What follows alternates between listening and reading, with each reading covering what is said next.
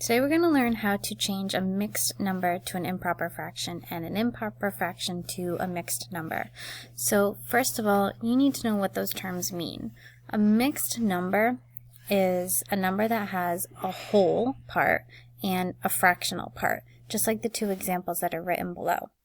An improper fraction is when the numerator is greater than the denominator, which means the number on top is bigger or sometimes equal to the number on the bottom.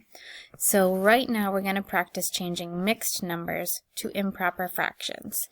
Let's start with the first one, 2 1/4. I have pictures over here that match my fraction 2 1/4. So as an improper fraction, I'm basically just counting up how many pieces I have in total.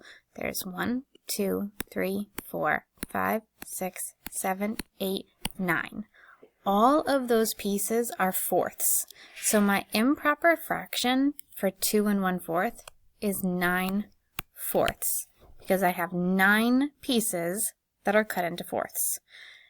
Sometimes you won't have a picture in front of you or you won't want to draw a picture. So I want you to know what to do without the picture. Usually the easiest way to change a mixed number to an improper fraction is to take your denominator and multiply it by your whole number. So I'm going to put a little multiplication symbol here. The reason I do this is because each of these wholes has 4 pieces. 2 wholes, 4 pieces, that makes 8 pieces. Then I'm going to add on the piece that's left in the circle that's not colored. That looks like a multiplication sign, but it's supposed to be an addition sign. So 4 times 2 is 8, and then I add one more, which makes 9. That's how I get my 9/4. Let's do that one more time. So I have another example here, 1 2/3. Again, I could just count the pieces in the picture. I have 1, 2, 3, 4, 5 pieces. So I already know my improper fraction is going to be 5/3. But I want to practice doing it without a picture as well.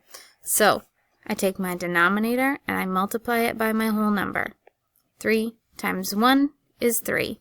Then I add my numerator. 3 plus 2 is 5.